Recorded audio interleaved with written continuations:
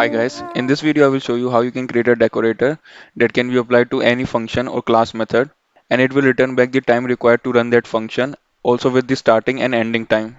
This will be stored in the form of a log file, and the log file will have the name of the function to which the decorator was applied to. So you can achieve this functionality without really modifying your code. So before writing the code, I will first give you an overview of the final version. So this is the decorator I've created. Its name is timelogger and the module name is timelogger.py.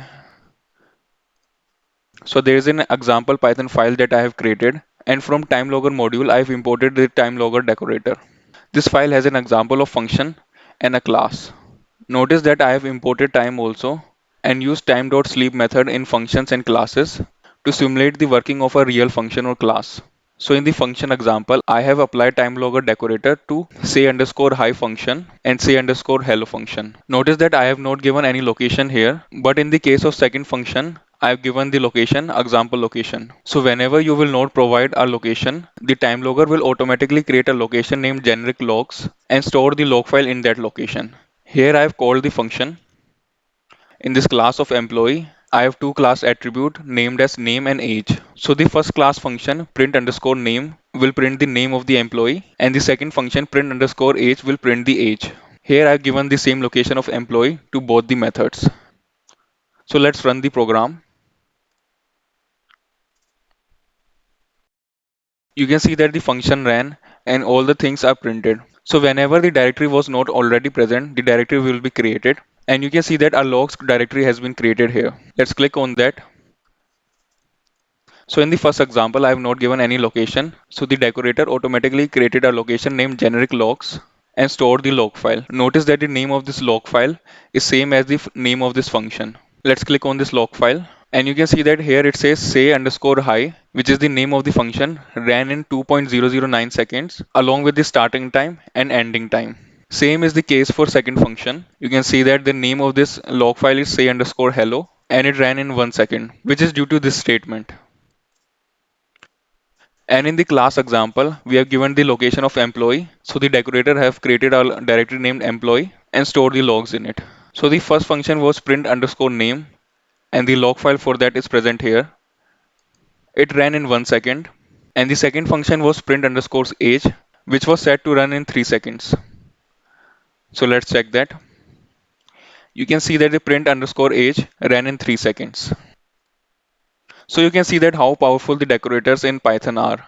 So without modifying any pre-existing code, I've added this extra functionality to each and every function in this Python file. So I have here two files, example.py which contain the function example and class example, and timelogger.py which is empty. So now I will begin coding the decorator. First of all, I will import datetime from datetime module. Now I will write the decorator function. I will name it myTimer. It will accept an original function. In this, I will create a wrapper function. It will accept args and quarks. Now I will create a variable that will store the starting time.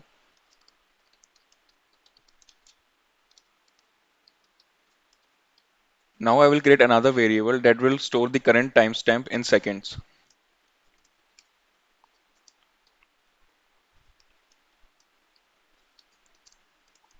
Then I will create another variable named result that will store the result from original function.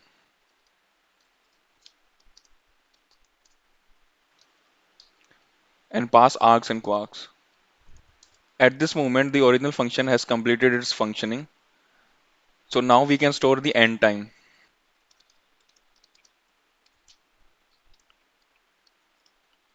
Now I will store the time required to run this function in seconds. That will be stored in T2 variable.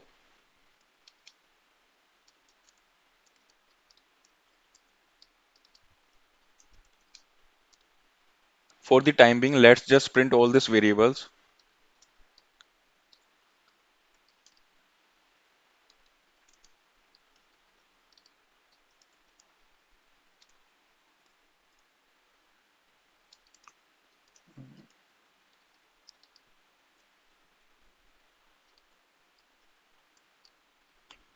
So this will print the name of the function.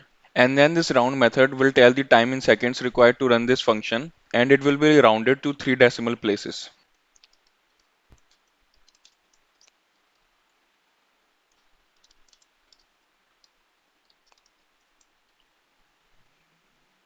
Now I will return the result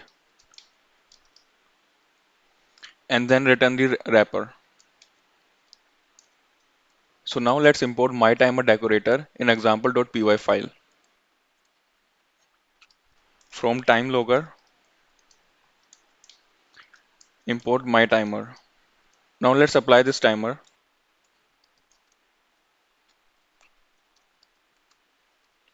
Now I will run the code.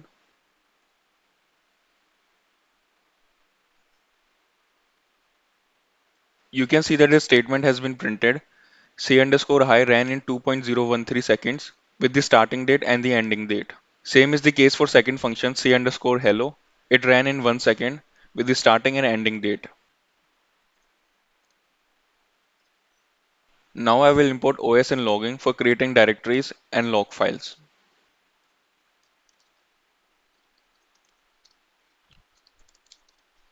Now I will wrap this whole decorator in another function,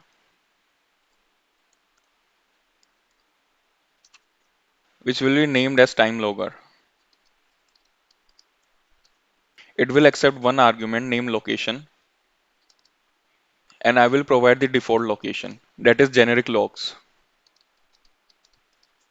Now I will create another variable named as final underscore location that will store the final location.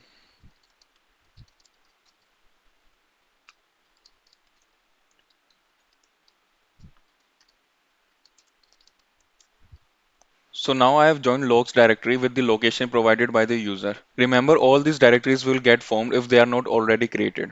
Then I will create an if condition. If os.path.exist and give the location of final location